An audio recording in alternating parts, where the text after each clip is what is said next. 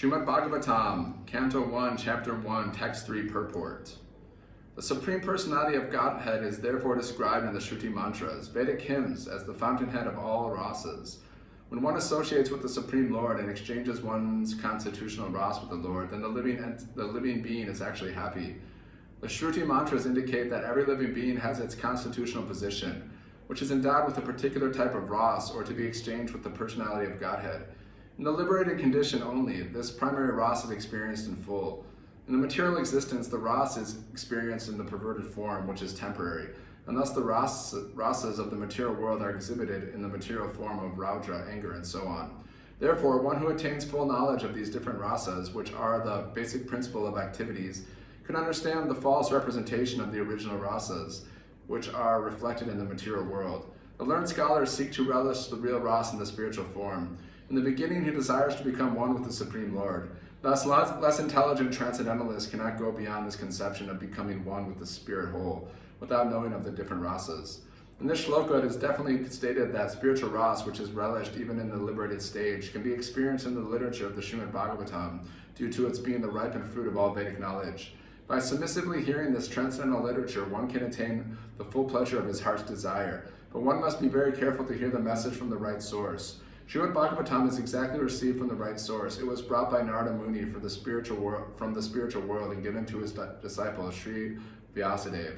The latter in turn delivered the message to his son, Srila Shukadeva Goswami, and Srila Shukadeva Goswami delivered the message to Maharaj Parikshit, just 7 days before the king's death.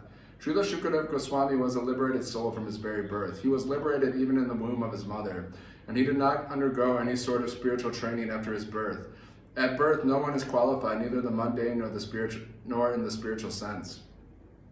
But Sri Shukadeva Goswami, due to his being a perfectly liberated soul, did not have to undergo any evolutionary process for spiritual realization. Yet despite his being a completely liberated person, situated in the transcendental position, above the three material modes, he was attracted to the transcendental ras of the Supreme Personality of Godhead, who is adored by liberated souls who sing Vedic hymns. The Supreme Lord's pastimes are more attractive to liberated souls than to mundane people. He is of necessity not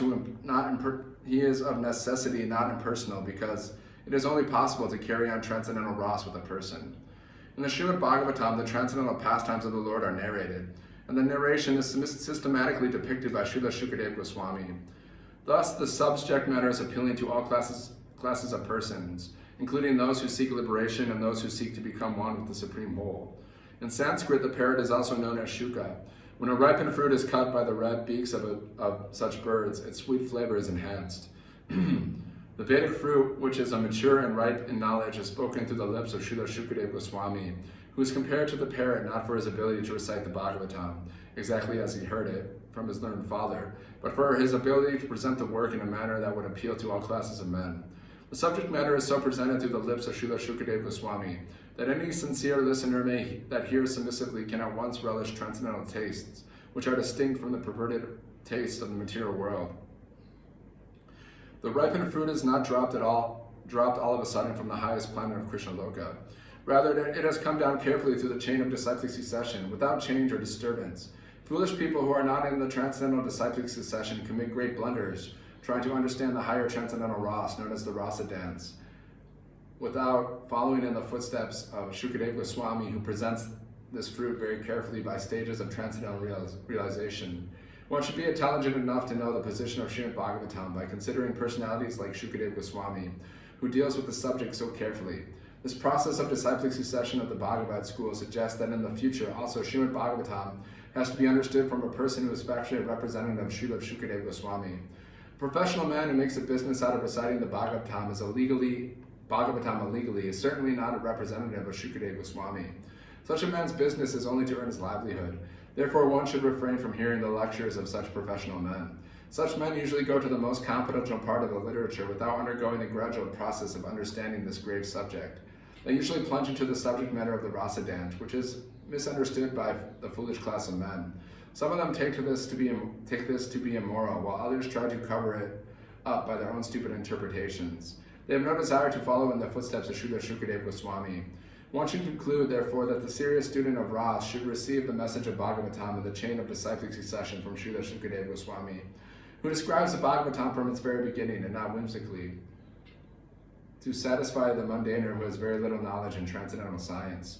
Srimad Bhagavatam is so carefully presented that a sincere and serious person can at once enjoy the ripened fruit of Vedic knowledge, simply by drinking the nectarian juice through the mouth of Shukadeva Goswami or his bona fide representative. Jai, Srimad Bhagavatam ki jai, Hare Krishna.